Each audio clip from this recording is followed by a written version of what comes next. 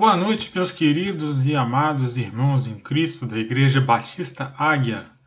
Meu nome é Gustavo Alexandre e eu vim aqui hoje para dar uma palavra para vocês, a pedido, combinado com o amado pastor Ramon, que é um dos meus pais na fé. Então, foi uma alegria muito grande quando a gente conversou essa semana e nós combinamos de fazer isso aqui.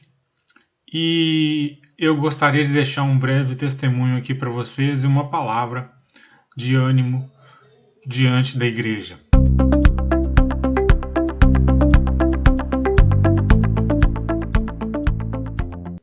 Bom, pastor Ramon,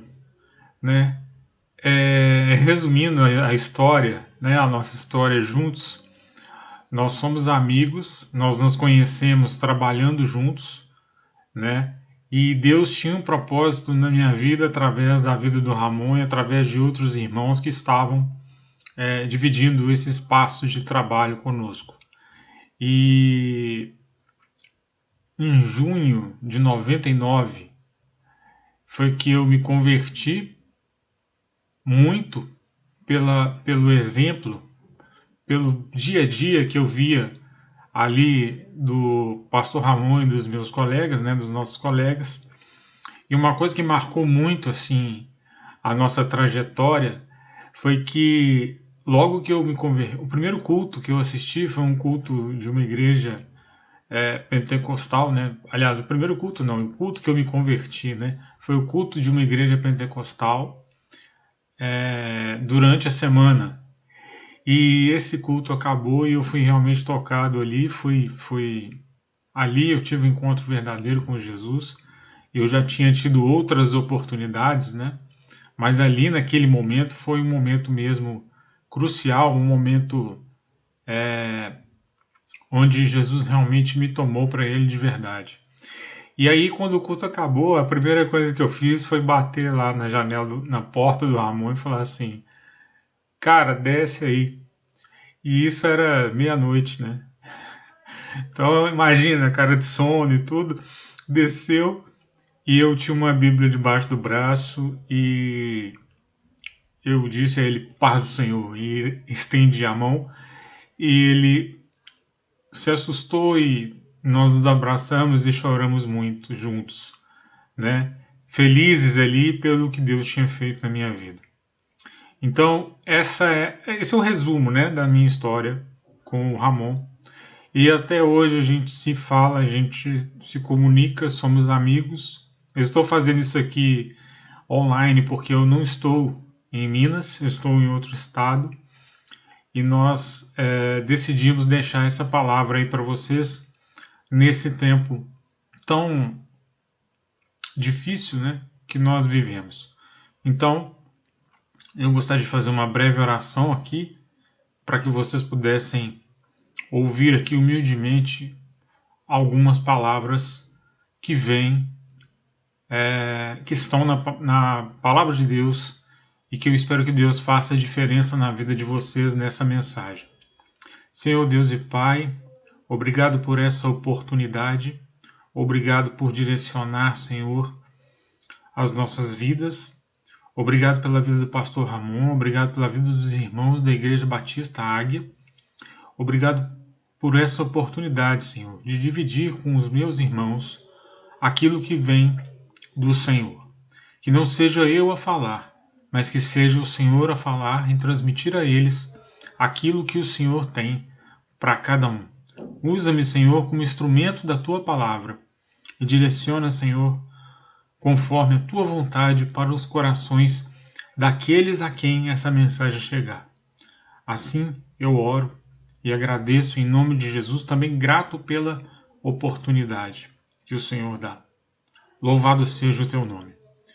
Irmãos, então, eu separei aqui alguns textos para falar nesses tempos tão difíceis que nós estamos vivendo, para falar de esperança. Esperança na volta de Jesus Cristo e esperança na justiça de Deus. É interessante porque quando eu conversei com o pastor Ramon mais cedo, para a gente poder preparar esse momento aqui, eu ainda não tinha feito a minha leitura matinal da Bíblia. E aí eu fui ler, eu estou intercalando livros do Antigo Testamento com o Novo Testamento. Então, nesse momento eu estou lendo Salmo. E aí eu fui ler Salmos 94, capítulos 94 e 95. E no Salmo 94, eu encontrei aqui algo muito interessante que vinha de encontro ao que eu já queria falar aqui com os irmãos nessa mensagem. Aqui o salmista fala, né, ele faz um apelo, vamos dizer assim, para a justiça de Deus, né? Então, se a gente descer um pouco mais aqui, fazendo uma leitura rápida aqui, ó, a partir do verso 1, ó Senhor Deus Vingador, intervém. Levanta-te, juiz da terra, retribui aos orgulhosos o que merecem. Até quando os ímpios, Senhor, até quando os ímpios exultarão? Eles despejam palavras arrogantes. Todos esses malfeitores enchem-se de vanglória. Massacram o teu povo, Senhor, e oprimem a tua herança. Matam as viúvas e os estrangeiros. Assassinam os órfãos. E ainda dizem: o Senhor não nos vê. O Deus de Jacó não percebe.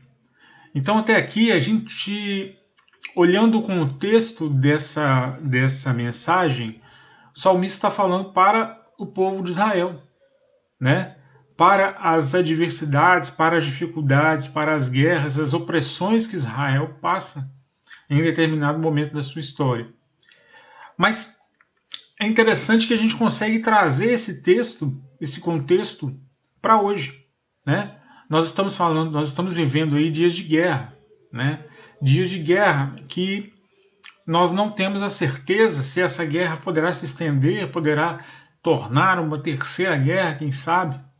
E muitas vezes a gente vê essas coisas e nos assusta o coração, né? A gente fica assolado, a gente fica atribulado, e isso pode fazer também com que a nossa esperança na volta de Jesus Cristo se enfraqueça. Então, descendo um pouco mais aqui, ó, continuando. Insensatos, procurem entender. E vocês, tolos, quando se tornarão sábios? Será que quem fez o ouvido não ouve? Será que quem formou o olho não vê? Aquele que disciplina as nações os deixará sem castigo? Não tem sabedoria aquele que dá ao homem o conhecimento? Até aqui então, o que nós podemos tirar disso aqui, gente? Muitas vezes nós vemos aí as guerras, vemos aí a pandemia, doenças. Agora nós estamos com esses dois assuntos, né? Pandemia e guerra em evidência. E muitas vezes o nosso coração pode vacilar e pode dizer assim: onde está o Senhor? Porque o Senhor deixa que tantas coisas como essa se aconteçam. Mas muitas vezes nós nos esquecemos que o Senhor vê, porque Ele formou os olhos. Ele ouve, porque Ele fez os ouvidos. E Ele disciplina as nações. Então, meus amados irmãos, esses contextos que nós estamos vendo nos dias de hoje são previstos na palavra do Senhor. Jesus, lá em Mateus, no capítulo 24, versículos 6 a 14, o que ele diz? Né? Esse texto é um texto talvez bem conhecido, né, da igreja. Vocês ouvirão falar de guerras e rumores de guerras, mas não tenham medo. É necessário que tais coisas aconteçam, mas ainda não é o fim. Nação se levantará contra nação e reino contra reino. Haverá fomes e terremotos em vários lugares. Tudo isso será o início das dores. Então, eles os entregarão para serem perseguidos e condenados à morte. e vocês serão odiados por todas as nações por minha causa. Naquele tempo, muitos ficarão escandalizados, trairão e odiarão uns aos outros, e numerosos falsos profetas surgirão e enganarão a muitos. Devido ao aumento da maldade, o amor de muitos esfriará, mas aquele que perseverar até o fim será salvo. E este evangelho do reino será pregado em todo o mundo como testemunho a todas as nações, e então virá o fim. Olha aí, irmãos, Jesus é quem disse isso. Então, quando nós vemos o cenário que nós estamos vivendo hoje, principalmente dos últimos dias para cá, onde nós tivemos essa guerra, que, claro que ela não aconteceu da noite para o dia, né? Nós temos visto as notícias, historiadores falando aí, desde 2014, que fica essa rixa, fica essa briga ali na região, mas agora as atenções do mundo se voltaram para isso. Mas Jesus, o que ele nos diz aqui nesse texto? Que haveria esse tempo e que esses seriam o princípio das dores. O mundo já vem sentindo dores já há um tempo. Quando eu me converti, quando eu disse aos irmãos, foi em junho de 99. E lá naquela ocasião o mundo já tinha os seus gritos de dor. E cada vez mais nós percebemos que esses gritos de dor vêm aumentando. Mas Jesus nos disse que isso aconteceria. Jesus nos preparou para isso, ele preparou os seus discípulos, ele preparou aqueles que estavam com ele, e nós, como salvos, conhecendo Jesus, nós sabemos disso. Portanto, em outro momento, Jesus vai dizer que nós não devemos nos assustar, porque a nossa esperança tem que estar nele, gente. E muitas vezes, na correria do dia a dia, nas coisas que acontecem conosco no dia a dia, nós nos esquecemos. Nós nos esquecemos que Jesus vai voltar, nós nos esquecemos que a nossa salvação está nele. E isso nós não podemos fazer. Porque se nós formos lá em Apocalipse, no capítulo 21, versos 1 ao 4, outro texto também que é muito conhecido da igreja, então vi novos céus e nova terra, pois o primeiro céu e a primeira terra tinham passado, e o mar já não existia. Vi a cidade santa, a nova Jerusalém, que descia dos céus da parte de Deus, preparada como uma noiva adornada para o seu marido. Ouvi uma forte voz que vinha do trono e dizia: agora o tabernáculo de Deus está com os homens, com os quais ele viverá. Eles serão os seus povos. O próprio Deus estará com eles e será o seu Deus. Ele enxugará dos seus olhos toda lágrima. Não haverá mais morte, nem tristeza, nem choro, nem dor, pois a antiga ordem já passou. Então essa é a promessa que nós temos.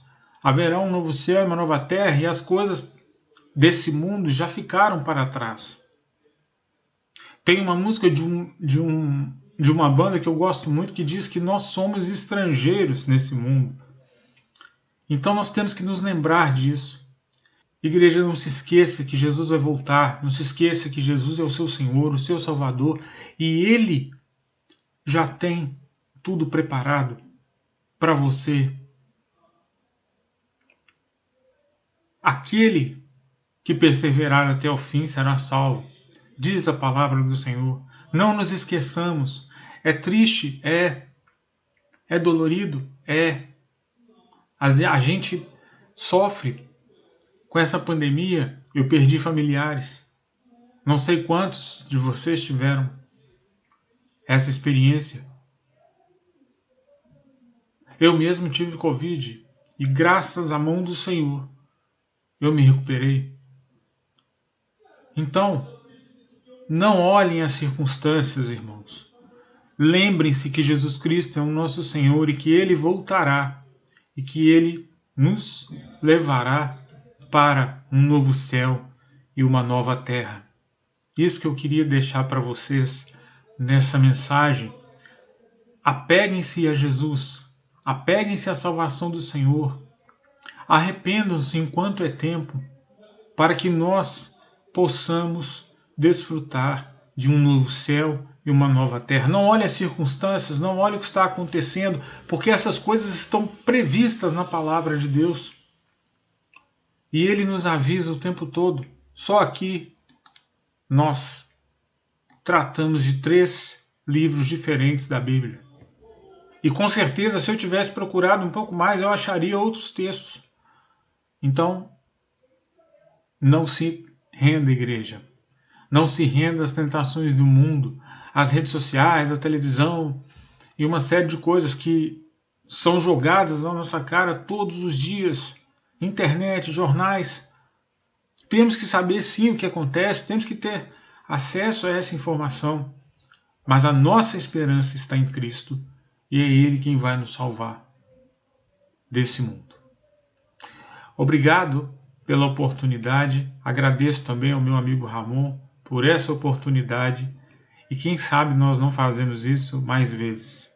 Deus abençoe a todos vocês. Boa noite.